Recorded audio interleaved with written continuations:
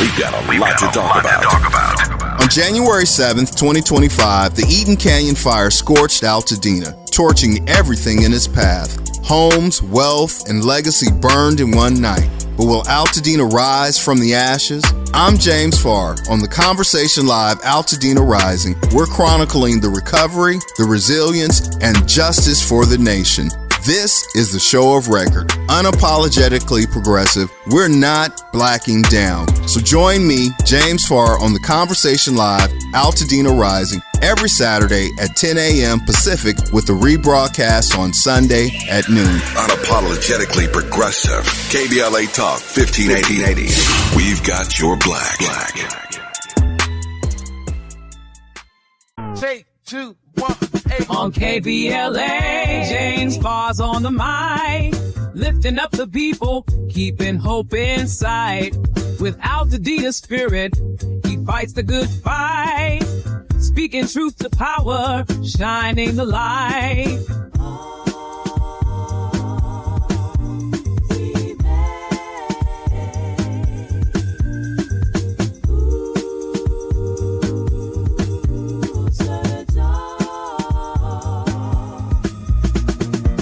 Flames try to break us, but we're standing tall. Lost our homes, but we ain't lost at all. Through the smoke and the ashes, we see the sun. Altadena's fight has just begun. Just begun. We'll rise again.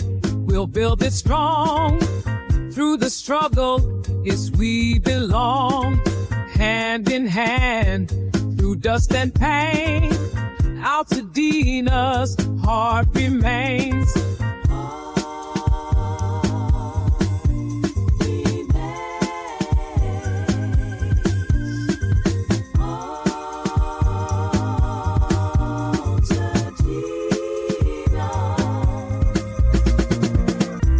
Live from Lamert Park, KBLA Talk 1580. You're listening to the Conversation Live, Altadena Rising, and I am your host, James Farr.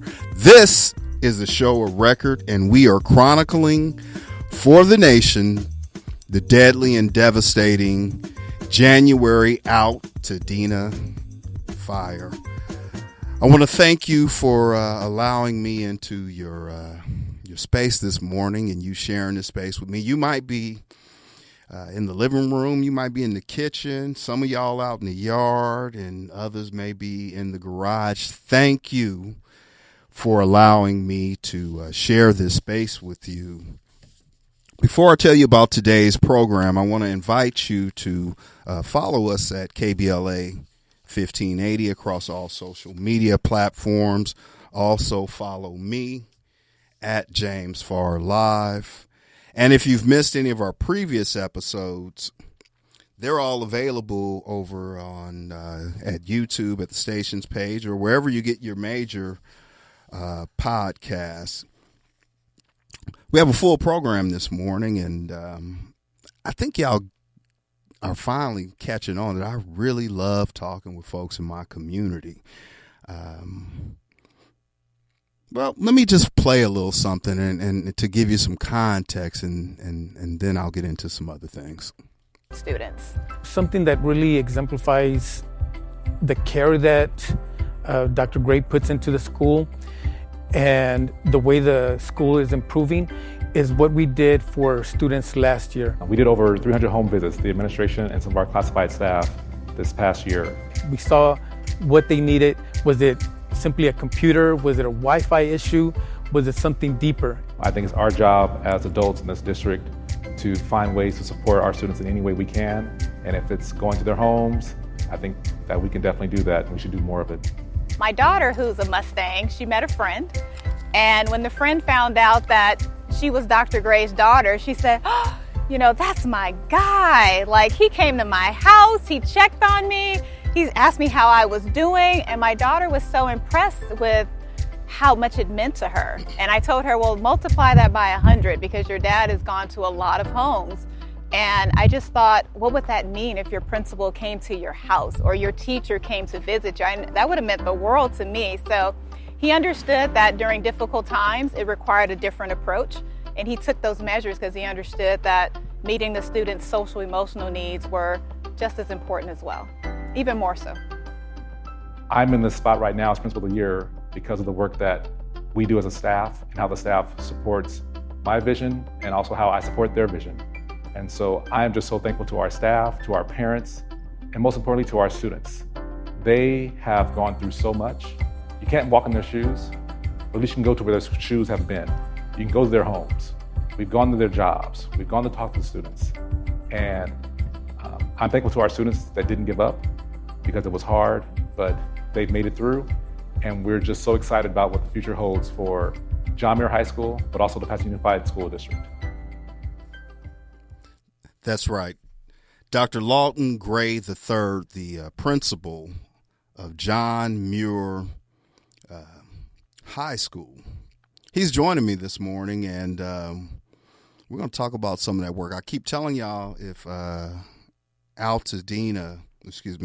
Wakanda were a real place, Altadena would be one of his tribes, one of his communities, and we would probably likely have this brother as the principal at one of the most historic high schools in the community.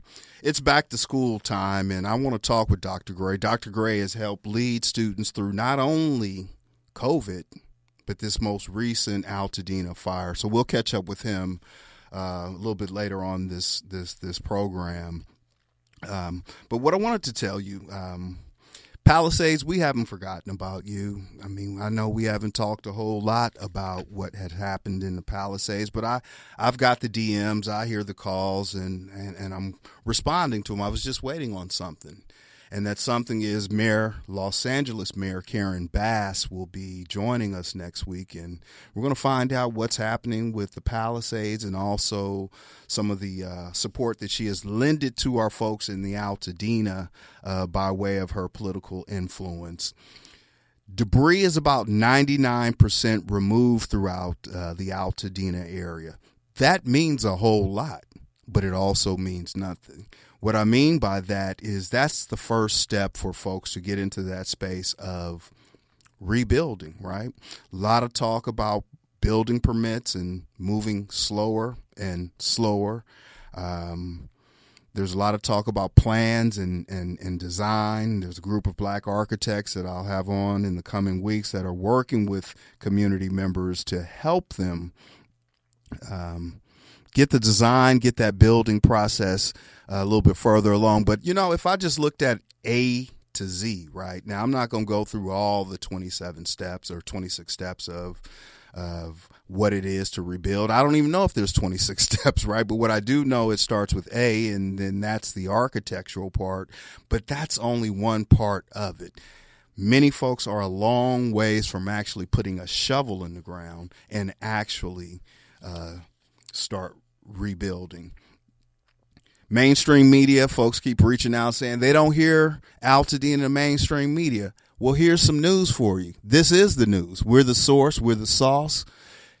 I need y'all to check in. I need you to share this program with people. We want to see how we can help continue to get resources out. When we come forward, he's the son of Altadena, Pasadena, and the principal of John Muir High School. Dr. Lawton Gray came home with a legacy in his hand, leading through fire, fallout, and a fragile hope of recovery. Stay with us. That conversation is up when we come forward, only on KBLA, Talk 1580. We got your black.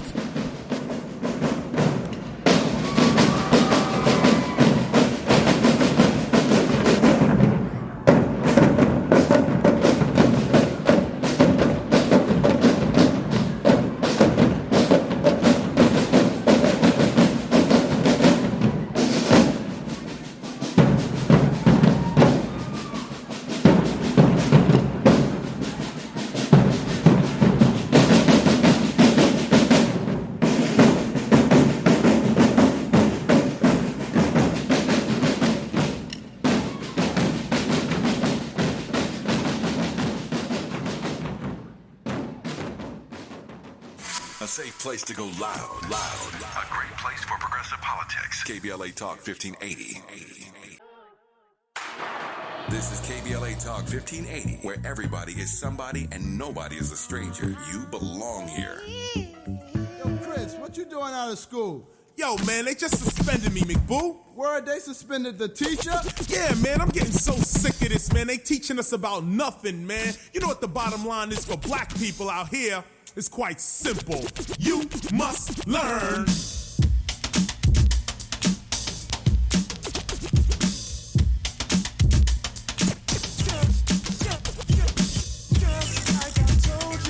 You must learn. KBLA Talk 1580. You're listening to the conversation live, Altadena Rising, and I'm your host, James Farr, and we are sponsored in part by Quinn Emanuel Trial Lawyers. Yep, I got the teacher in here right now. The teacher, the principal, once former, an administrator. Some folks leave home to find themselves. Dr. Lawton Gray came home already whole, with a purpose in his stride and legacy in his hands. He's the son of Altadena, Pasadena, and as I told you before, the principal of John Muir High, where he once walked the campus as a student. Now he stands as the principal, a 26-year veteran in education. Dr. Gray carries credentials from Morehouse College, USC, but it's his roots that he holds tight and what he won't let go. Both discipline and deep empathy, navigating disaster fallout and the fragile hope of recovery. Dr. Lawton Gray, how you doing? Good morning. I'm doing wonderful. Thank you for having me today. Absolutely, brother. I mean, you know what? I don't, well, this, I wish you could see this, but this is probably one of the coolest brothers in Altadena, Pasadena, and just so humble. Just, he can't play dominoes, y'all, but we'll talk about that. Oh, okay. So, man, I'm trying to figure out where I really wanted to start this morning, man, because, you know, you're one of those people, you know, they often talk about your name will be in rooms that you have no idea of, right? Because you're not there. You are truly one of those people. We heard your wife in our first segment, Melanie, talk about your daughter who met another student and that student's excitement to find out that, you know, you were Lauren's dad, right? Right. Like kind of rock star like. And so, you know, when we think about how you impact people, brother, I'm going to cut straight to it. How does that land with you? You know, for me, it's just doing my job. Like, I care about the community, born and raised in Pasadena, Altadena, and so I was those students. Grew up on Royce and Casitas, grew up on Los Robles in Washington. I lived where our kids are coming from and understand some of the things that they go through. So I just want to be there to support them and really show them that they can be whatever they want to be. And that's kind of cliche, but it's real. Like, you just have to just put the effort in and the work in and be determined, like you said, disciplined. You'll make it work. How's your family doing? Because Dr. Gray, I mean, you were displaced by the fire. Yes. How long were you out of your home? We were out of the home for 5 months. 5 months. Yes. What did being out of the home look like? Were you around the corner? Or? No, we were actually in Inglewood. Inglewood. Yes, so we were driving from Inglewood to Pasadena every day. Okay. And it was not as hard as others because, once again, I had that guilt of our home still standing. And so we could drive by our home and still see it. And there were so many others that could not. And so it was hard, but it wasn't like others who had it much more worse than us. So for folks listening, Inglewood to Pasadena at 8 o'clock in the morning at rush hour. That's 10 minutes away? No, that's about an hour and 10 minutes away. About an hour and 10 minutes. Yes. And before that, your commute was about how long? 10 minutes. 10 minutes. Yes. And so you had to maintain this new schedule for 4 or 5 months. Yes. And then go home. Yes. I know it didn't take an hour and 10 minutes to get home from Pasadena back to Inglewood. No. But like I said, my wife, she works in Pasadena. She's a teacher. She's an educator as well. And we made it work. We made it work. But once again, I think we made it work because we understood what so many others were going through. I had so many students who moved out to Reseda, moved to Pomona, moved to Rancho Cucamonga, and we're making that same drive to come in, and their homes are gone. So they're still making that drive. And I'm praying that they can still come to Muir, because there's so many families, and we may get into this later, that they had to make a tough choice to go to another district because that drive was so difficult. That commute was very difficult for them, and many families wanted to stay, but and I understand that that's a difficult thing to do, and not knowing if it's going to be a 1 year or 2 year process. Right. Yeah. Every one of those cities you just named is 45 minutes minimum. Yes. Minimum away. I mean, you're prepared for this in some strange way, right? You led the school through COVID, right? I mean, and I should have given a little bit more. Your credentials, you were the 2021 Principal of the Year. You've been an Administrator of the Year in a previous job in district or whatever. So, if anybody was built for this, I think it was you. What lessons did you learn from COVID that's informing you now how to help the students navigate? What COVID taught us is that we don't know everything we think we know. I thought I knew Pasadena, born and raised, grew up. I thought I knew every nook and cranny. I didn't. We were going to students' homes who lived up in attics. That's where their home was. We go to that address. Oh no, they don't live here. They live up there. Wow. We went to homes where there were 6 families in a 1-bedroom house. We went to homes that are no longer there now, above Rite Aid and those apartments. And they had these little small houses, 1-bedroom houses, which I didn't even know they were there, not apartments, but little houses. And it taught me, and it taught our staff, Ricardo Robles and Dana Moore, 2 assistant principals, where we did the home visits together. We kind of branched out, and then we had our Miss Cook and Miss Chiriquez, who went to homes with us and to translate for us if we didn't speak Spanish. And it taught us that everyone has a story, and that we need to listen to their story. We don't know everything we think we know. And that was helpful for our staff, helpful for me as just a person. It gave us more of a sense to how to work with our students, to know they're coming from maybe something else going on at home, so therefore we need to support them a little bit more. We don't know everything that we think we know. There are other things that are going on. So it just really enlightened us to have more humanity and more of a caring heart for our students. January 7th, this fire breaks out. January 8th, depending upon where you are in the community. And school was on break at that time. It was still school. Were we back? We were back. It was our second day back. That was the second day back. Yes. Wow. It seemed. You know why it seemed like we were out? Because we were right back out. Right back in. Yes. We just came back. And we just came back and we were right back out. Yes.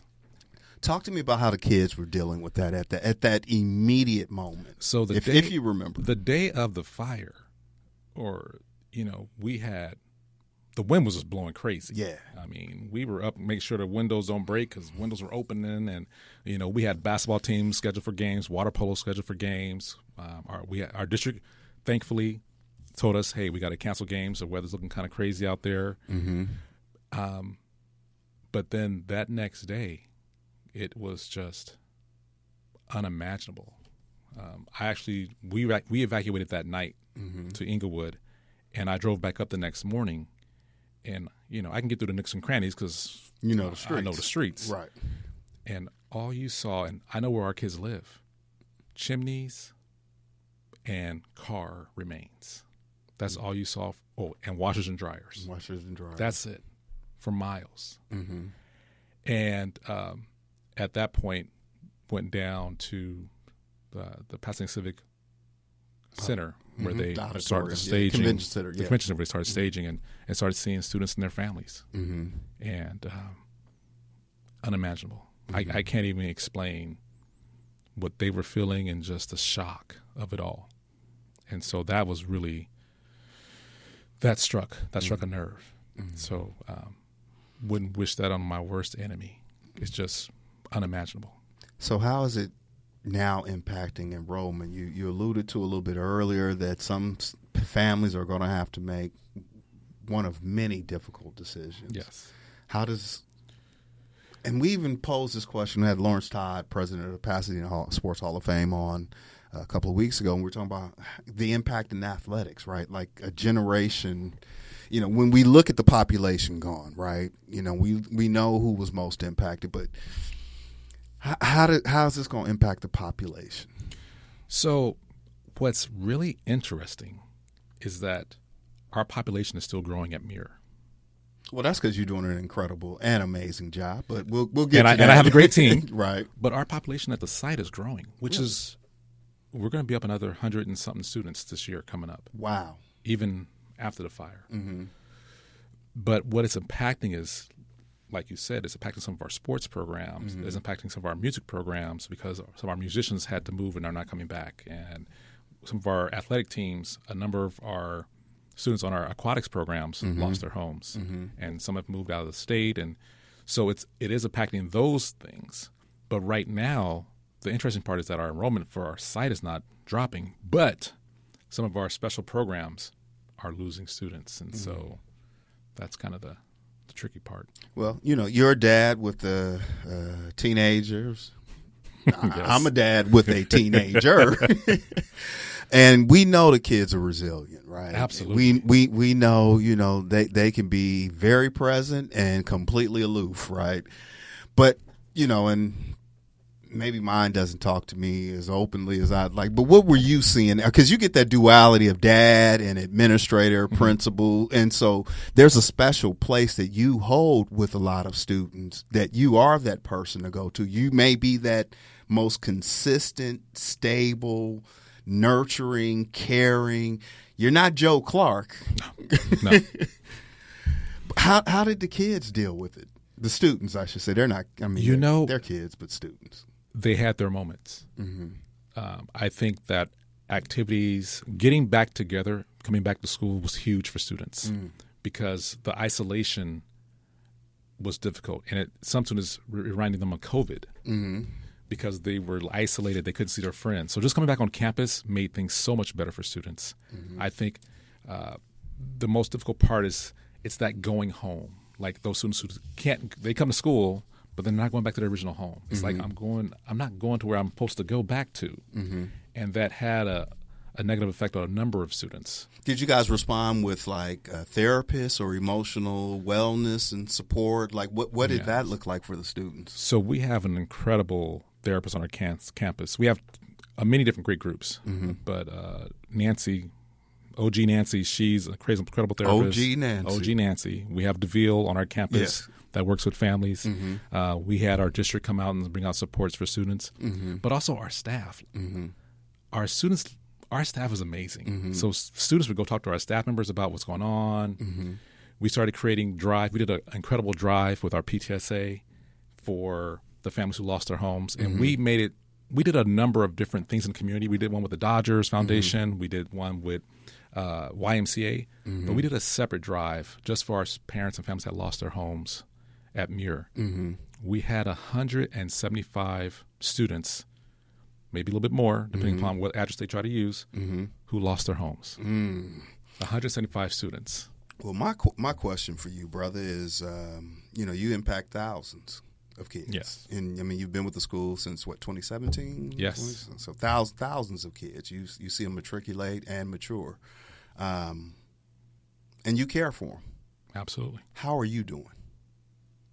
I'm blessed. Okay. I'm blessed. Tired sometimes. Tired a lot. But it's worth it, man. For this community deserves the best. They deserve everything. Well, when we come forward, we're going to continue this conversation. I want to talk with my guest, Dr. Lawton Gray, who is the principal of John Muir High School, and I want to talk about some student achievement. They have some scholars coming out of there, and there's a very important scholarship event that the community is going to have an opportunity to share in. Stay with us. News is up next, only on KBLA Talk 1580. We got your black.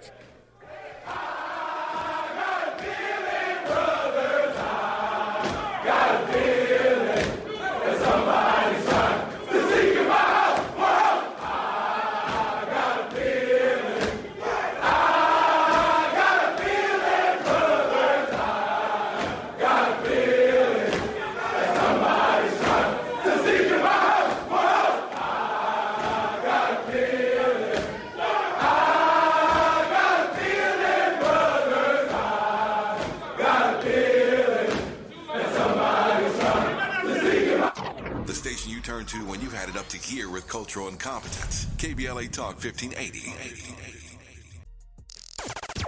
Broadcasting live from Leimert Park, USA. Welcome back to your home for unapologetically progressive radio. KBLA Talk 1580.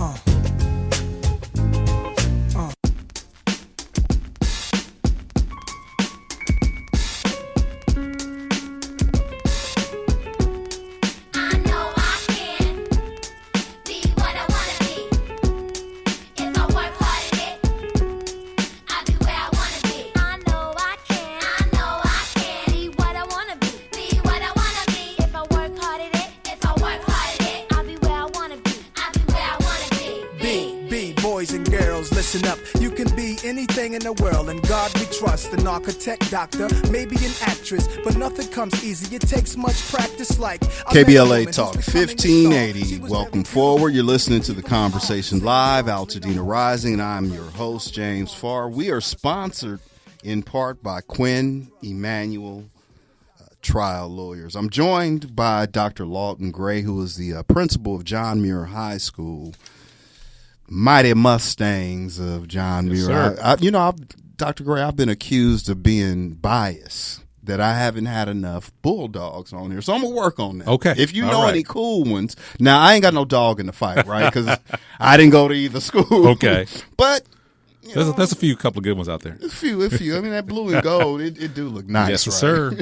So, Dr. Gray, you know, the work that you've been doing, brother, it's, Muir's one of those schools, and I joked with you earlier, it ain't Eastside High. No. By no stretch of the imagination. No, not even close. But, historically, there was things would happen in community that wouldn't even be at the school, that would find its way into media and newspapers, Pasadena Star News, because of proximity. Yes. I've been on that campus. I know those students. I mentored on that campus for a couple of years. It was not what the paper said it was or is. No. Why does Muir get such a bad rap? And is it that bad place that people say it is? I would say Muir gets a bad rap because of where it's located. It's located in Northwest Pasadena, and that's a black and brown community. Okay. And it was, 90-something% black and brown students. And so, unfortunately, some people think that because you have all those black and brown students, that it's not a great school. I went to a black college. It was mainly all predominantly black. Amazing school. Morehouse College is an amazing school. So it's not the makeup of the school, it's what people do inside of it. But the community, not the community within John Muir High School, but the outside community wanted to villainize color and villainize the location. Yes, it had some tough times, but we have Millikan teachers, Dr. Rustin. We got Teachers of the Year, Ms. Tucker, Mr. Perek. You got Mr. Hernandez. You got Roland Bynum. Like, you have some amazing teachers at the school, and the school has always been amazing. We've always had students get into UCLA and USC and all these great institutions, but the perception of, I call it the Little League Mafia or the AYO Syndicate, would say that Muir was not a good school. I'm not gonna get you in trouble, bro. Yeah, don't get me. But however, it's it up. But people are starting to see the school for what it is. Shout out to Mr. Andrew Silk, who works in your media department. Good guy. He brought some students with me last year, right here to this studio. This time slot when Dr. Tyrone Howard used to do the show, so we came here. What's on the horizon for Muir in our final few minutes that we have? What should the community be looking forward to?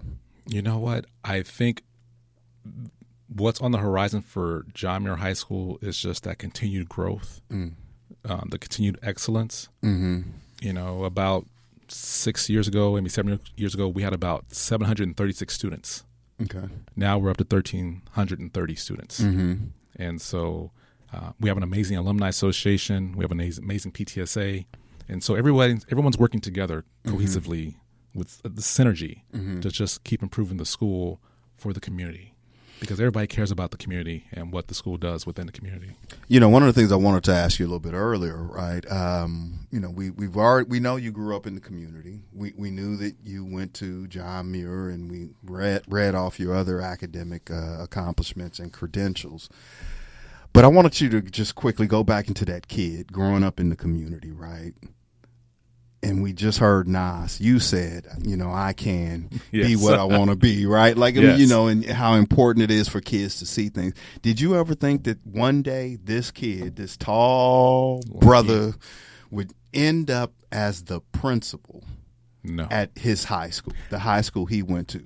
I didn't see that at the time. Mm-hmm.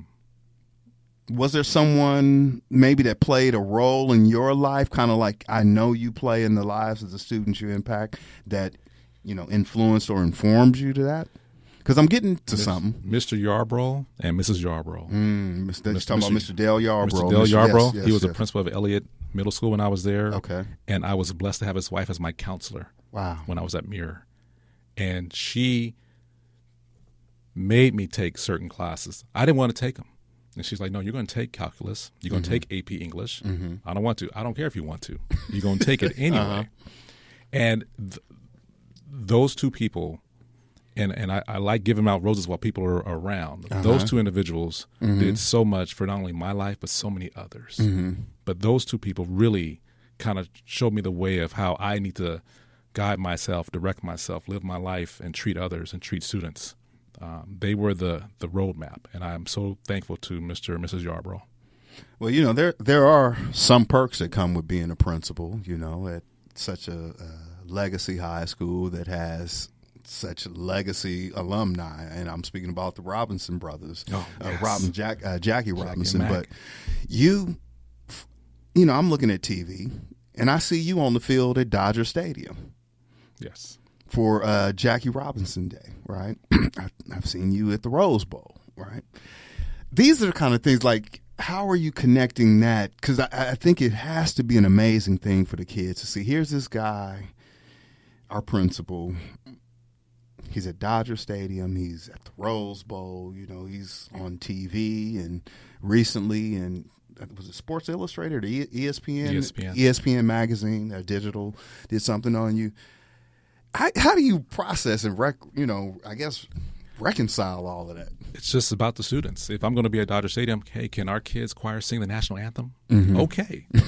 If I'm at, you know, the Rose Bowl with some event, hey, can our players come in and be part of this event? You know, if I'm doing the ESPN article, hey, our aquatics program was really hit with the fire. Can we do something with our aquatics program? It's always looking out for our kids and get them out there and get them promoted, because that's important. Get our kids out there. Now, you guys are sending kids to major universities. Yes, we are. Major. And our local Pasadena City College is a fine institution. Absolutely. So there's no judgment, there's no measurement. We want our kids to do what's in their best interest. But you guys are sending some kids to some pretty amazing institutions. Yes. And you have some community partners Absolutely. in the community, and one that comes to mind, and we'll hear from a little bit later, is Perry Bennett, Yes. and Melanie Bennett, the owners of Absolutely. Perry's Joint, which is right up the street. Yes. They're having a scholarship drive on next Saturday, the 9th, right? How has Perry, a business like Perry, supported the school? And just tell me about Perry. Look, Perry's been on the show a few weeks ago. Perry is my guy. Yeah, and he's everybody's guy. And I say that because he's all about the community. You walk into the store, you have some of our previous students working in the store. You walk by, Perry's Joint is a haven for our students after school. But Perry gives so much back into the community. I mention him in every graduation speech because I have to, because it's warranted, the things that he's done in our community. And he's been there, and he's staying there. He's committed. He has his feet in the ground within our community. He does a scholarship every year for our students, and he gives all the proceeds to the students for that scholarship for that day. Like, no one does that. Let me clear that up a little bit, because you are correct. It's just one little detail that's important, right? A lot of restaurants or businesses will donate proceeds, right? That means after profit. I mean, after their cost, right? What happens on this particular day is if you put $1 on the counter or $100 on the counter, right? Everything you pay for or overpay for or donate goes to these students. Yes. Perry does that without a scholarship fund, without a tax write-off, at a sacrifice to his own family. And all he asks is for those kids to be great. Yes. And he does it every year. Every year. Yeah. You're going to get us emotional in here, Dr. Gray. You know what I mean? That's just, how this community works, right? We talk about everybody knows somebody that knows somebody who knows somebody, right? There are 4 black principals in this school district. One of them's here today. The other one was my son's principal, Dr. Cross. Well, he's not doctor, but you know what's funny? Mr. Cross, right? He's the only in the culture. Every time I see him, it may be Pastor Cross, it may be Brother Cross, it may be Reverend Cross, it's Doctor. Like, because there's you got the P-H and the E, right? Like, but in community, there's a lot of good doctors, right? And so that's who Mr. Cross is. And then we have Dr. Sherelle Bailey coming back, and Mr. Aaron Whitley over at OEB. Yes. Out of a district with about 15,000 students, 4 principals look like us. And I can't tell you how important. Well, because your daughter was at your school. Yes.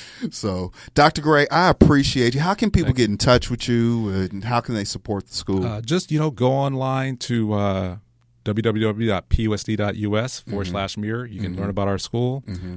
Also, can I give 2 shout outs real quick? Yeah, absolutely. Pasadena City College, I want to give them a huge shout out that they're our big brother. Yes. We have a dual enrollment program with Pasadena City College where our students earn college credits while they're in high school during the school day. Yes. At John Muir High School. Yes. Taught by college professors. Yes. Which is a huge boost and support for us. Yes. And then the Pasadena Education Foundation, because they're a huge supporter of our school and our district. So I just want to give those 2 shout outs to those 2 groups because they totally support our school and our students and the community. That's Dr. Lawton Gray, principal of John Muir High School. When we come forward, I got some updates that I need you to know about. You listen to The Conversation Live, Altadena Rising. I'm your host, James Farr, and we are sponsored in part by Quinn Emanuel Trial Lawyers.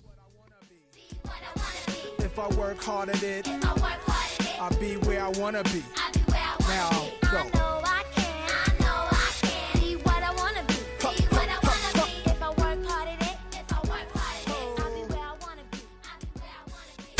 Say the quiet part out loud. KBLA Talk 1580. All I need is one mic. With the KBLA Talk 1580 guest editorial, I'm Martin Gordon, chair of the Pasadena Community Coalition. Recently, I listened to a Tavis Smiley show conversation with James Farr. At one point, James said something that caught me off guard. Not because it wasn't true, but because it is. Black Altadena is gone. I know it may seem stupid and non-productive, but I stopped in that moment listening to Tavis and James. I broke down and cried. In the back of my mind, I told myself we can bring it back like it was. But James Farr's reality check hit me like a ton of bricks. My community is being murdered. I said murdered, not by the Altadena Eaton Canyon fire, but by the people we elect to protect us, and by greedy and gatekeeping nonprofits who cannot see the forest for the trees. For the first time since the fire, I truly feel and understand my wife's inconsolable pain. Because I'm struggling to find a path to recovery and at least some form of normalcy. My community is crumbling right in front of my face. Lack of funding to rebuild is slowly destroying us. Many of us can no longer hold out, and developers are gobbling up our property. When I hear voices like Tavis Smiley and James Farr speak truth to power on KBLA Talk 1580, it reminds me that we're not crazy, just unheard. Make no mistake here, KBLA delegation, this is war, and we the people of Black Altadena are losing. It's like waiting for reparation. Not gonna happen, brother. In this new orange man world, no one, no entity is persuaded by right or wrong. There is no consequence for doing the wrong thing, and no accolades or support for doing the right thing. Will war-torn Black Altadena survive? Your guess is as good as mine. But what have I got to lose? I'm in my 70s and don't have time to wait. Dr. Martin Luther King Jr. once suggested that riots break out when people have no hope. But there's nothing left to burn down in Altadena. I wish I could say I remain hopeful that my beloved community will rise again like a phoenix from the ashes. I wish I could. With a KBLA Talk 1580 guest editorial, I'm Martin Gordon, chair of the Pasadena Community Coalition. Pasadena Community Coalition at gmail.com. Reach out to me. As always, we welcome your feedback.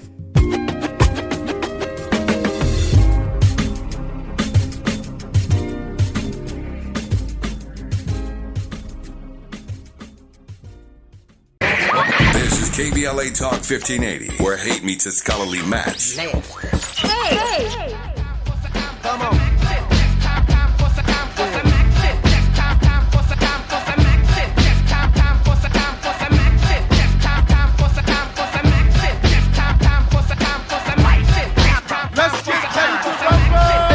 We have the folk body snatcher. We funkadelic, I got ya. Hard enough that I could chew a hole back at war. Chew an avenue, chew an off street and off block. To turn around and do the same damn thing to a soloist. Cut Reggie Noble's piss. I crush the whole. KBLA Talk 1580. You're listening to the Conversation Live, Altadena Rising, and I'm your host James Farr, and we're sponsored in part by Quinn Emanuel Trial Lawyers. It's that time in the program where I give some updates, and we're going to continue that update information. Hopefully we'll have a call coming in just a minute. I wanted to see if I can get Perry Bennett in with us. But all right. August 17th, it's a Men of Distinction luncheon, and yours truly will be the keynote speaker, and you're welcome to be my guest, absolutely free. But here's the condition. I need you to follow me and DM me at James Farr Live on my socials, and I'll tell you all the information. It's Sunday, the 17th of August. Looking forward to sharing in community with our brothers who have been there. Well, you know, I'm going to get emotional. I ain't going to talk about that much. And then also next Saturday at Perry's Joint, and I have the owner of Perry's Joint, Perry Bennett, on the line. Perry Bennett, good morning, brother. Sir, yes, sir. Good morning, sir. Good to hear your voice. Absolutely. You know, me and Dr. Lawton Gray have been talking about you and the wonderful work that you were doing over at Perry's Joint and the support this upcoming Saturday. Not today, y'all, but on the 9th at your Lincoln Avenue location. You have six scholars: Mariah Ellis, Heaven Harmon, Jael Watkins, Makia Johnson, Bronx Williams, and then a very special one, Kennedy Farr. They're all scholarship recipients this year, right? Yes. Sir. Yes, sir. Why do you do this, Perry? Yes, sir. Man, why? It's just something that's in me, man. I've always supported all the communities that I lived in, from West Philadelphia, East Oakland, Fillmore, and San Francisco, and now Northwest Pasadena / Altadena. I gotta support my community. Well, one, my community supports me, so absolutely. You know, I gotta do it. It's what I do. So Perry, 100% of the proceeds is what we understand. Every dollar that comes in there, you're going to disperse it to these kids. 100% goes all to the kids. So, you know, I think, and it's not just me, and I let the kids know it's not coming from me. It's coming from the community. So it's one of the things that I want them to be clear about where this money is coming from, so they could possibly have an idea of what they could do when they get in a position for their community. So, you know, to see people sow into them. So really that it's about, you know, giving the community a chance to plant some seeds in our young people. That's beautiful. So if folks aren't able to physically come to the store, I understand you have a GoFundMe page that people can go on GoFundMe. How can they get to that? 100%. So just go to Perry's Joint. You'll see all the information. The Perry's Joint Community Scholarship GoFundMe account that's set up. And if you can't make it down on that day, even though I would love to see your faces, you could still, donate, and that'll be up for a couple days after also, just to see, how much we can really produce for these young people. Brother Bennett, Perry Bennett, owner of Perry's Joint. You can find them over at perrysjoint.com as well as across all of the socials. Thank you, brother, for the hard work. Man, thank you. Thank you for the outlet and everything you do and your work also. I appreciate you so much, and thank you, everyone, in advance. Absolutely. When we come forward, y'all know how we do it. I got a Saturday slap that has a message in the music. Only on KBLA Talk 1580, your ancestors' favorite radio station. KBLA Talk 1580 is an intervention. When we come forward, includes you. KBLA Talk 1580, turning pain into power. At KBLA Talk 1580, we do more than just talk. You got a big mouth. Hello, Joe, you're up. Welcome. We're unapologetically progressive, and we don't black down. And welcome forward. KBLA Talk 1580. You're listening to The Conversation Live, Altadena Rising. I'm your host, James Farr, and we are sponsored in part by Quinn Emanuel Trial Lawyers. I think I actually got through today's program without talking too much in cursive. I tried to keep it straight because I got an educator in here, and I had a feeling that the brother from Morehouse may want to correct my grammar and English, diction, tone, and all those other things. But y'all know I'm from Richmond, California, and Richmond, similar to this local community, everybody knows somebody that knows somebody. And I thought about something from the movie Coach Carter. Right. I actually knew Coach Ken Carter growing up. He may remind some of the local folks of like a local Walt Butler in terms of a sporting goods store. But back to that part about hope. I've also learned that I'm becoming much more of a hope addict as we move through this new phase of our life.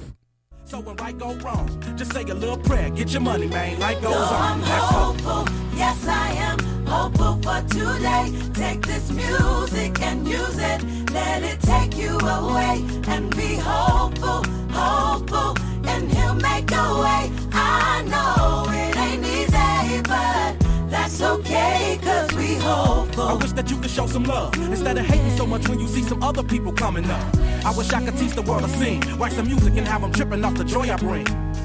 I wish that we can hold hands, listen instead of dissing lessons from a grown man. And I wish the families that lack but got love get some stacks, brand new shack in a lack that's on dubs. And I wish we could keep achieving wonders, see the vision of the world through the eyes of Stevie Wonder. You feel me? And I hope all the kids eat, and don't nobody in my family see 6 feet. You dig? I hope the mother stands strong. You can make it whether you with them or your man's gone. And I wish I could give every celly some conversary, and a popo bring the heat on the priest like they did R. Kelly. And I wish that DOC could scream again, and bullets could reverse and Pac and Biggie breathe again. Then one day they could speak again. I wish that we only saw good news every time we look at CNN. I wish we could never get the blues. Wish I could bring back the people that died at E2. I wish that we could walk a path, stay doing the right thing, hustle hard so the kids maintain up in the game. Let's hopeful, yes I am hopeful for today. Take this music and use it, let it take you away. And be hopeful, hopeful, and he'll make a way. I know it ain't easy, but that's okay, cause we hope. Wish the earth wasn't so apocalyptic. I try to spread my message to the world the best way that I can give it. We can make it, always be optimistic. If you don't listen, gotta live my life. We gotta stay hopeful. I told y'all I'm becoming much more of a hope addict. It's kind of that what Big Mama would tell us, to lean on our faith. Thank you, Dr. Lawton Gray, for joining me. Thank you, Perry Bennett. As I told you, next week, Los Angeles Mayor Karen Bass will be here, and I'm looking forward to having a conversation with her. Big shout out to the team that makes this happen. Kim, Reggie, Nyla.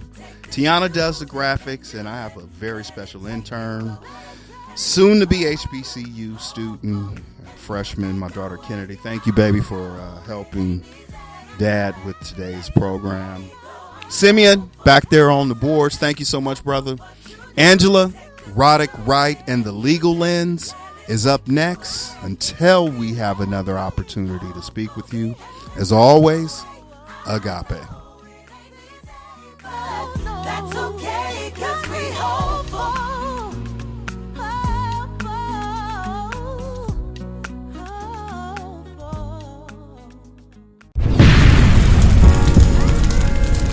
When the flames subside, who ensures that the stories endure? At KBLA Talk 1580, we're committed to preserving the voices that shape our community. We know people have short memories, and as long as this Black Talk radio station is on the air, we will not let Altadena be forgotten. We are honored to announce that the Altadena Historical Society will officially archive our recent town hall alongside every episode of Conversation Live Altadena Rising with James Farr. This is the show of record, the definitive source for tracking Altadena's roots, resilience, recovery, and reunion. These stories will now live on for students, scholars, researchers, and journalists seeking truth and legacy in the months and years to come. Because history isn't just made, it's honored, it's recorded, and it's passed forward. We're KBLA Talk 1580, and we've got your black.